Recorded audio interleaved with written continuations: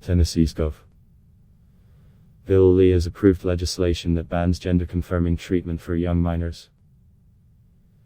AP PhotoNASHVILLE, after signing 2 bills into law targeting transgender people over the past week, Tennessee's Gov.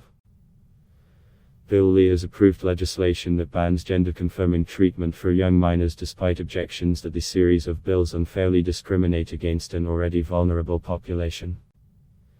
The move makes Tennessee just the second state in the United States to enact such a ban after Arkansas approved a similar version earlier this year over a veto from Republican Gov. Asa Hutchinson. Tennessee's version, which goes into effect immediately, is slightly different. Under the new law, doctors would be banned from providing gender-confirming hormone treatment to prepubescent minors.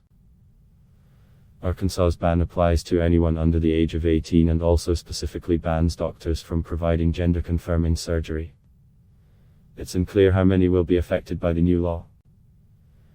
Advocates argue that no doctor in Tennessee is currently providing hormone therapy to youths before they enter puberty.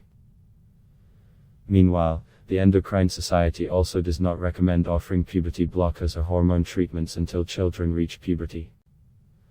However, with Lee signing off on the legislation, Tennessee continued its streak of being on the front lines of Republican state houses across the country targeting the Leette community through legislation. Only Texas has filed more anti-Leette proposals this year than Tennessee. Lee, who is up for re-election next year, quietly signed the measure on Tuesday without commenting on why he approved of the contentious legislation. Such bans have been opposed by several medical and child welfare groups, including the American Academy of Pediatrics and the American Medical Association.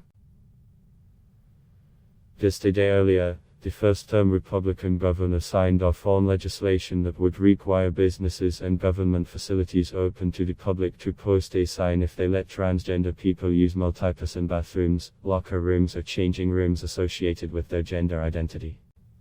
The law, which goes into effect July 1, is the first of its kind to be signed. He also signed legislation late last week that puts public schools and their districts at risk of losing civil lawsuits if they let transgender students or employees use multi-person bathrooms or locker rooms that do not reflect their sex at birth. It was the first bill restricting bathroom use by transgender people signed in any state in about 5 years, according to the Human Rights Campaign. Additionally, this year, Lee approved banning transgender athletes from playing girls' public high school sports or middle school sports after declaring that allowing transgender girls to participate would destroy women's sports. Lee then signed legislation to require school districts to alert parents 30 days in advance before students are taught about sexual orientation or gender identity, which includes allowing parents to opt their student out of the lesson. The Human Rights Campaign, the nation's largest Leette rights group, said Wednesday that Lee has made Tennessee a pioneer in anti-transgender discrimination, due to his signing a slate of bills targeting transgender people.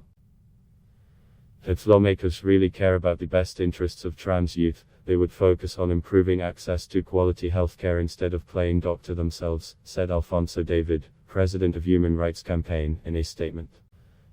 Patients, parents and healthcare providers should be guided by science and medical best practices rather when seeking treatments, not the whims of the state legislators. Facebook at Mittelamala block test, why?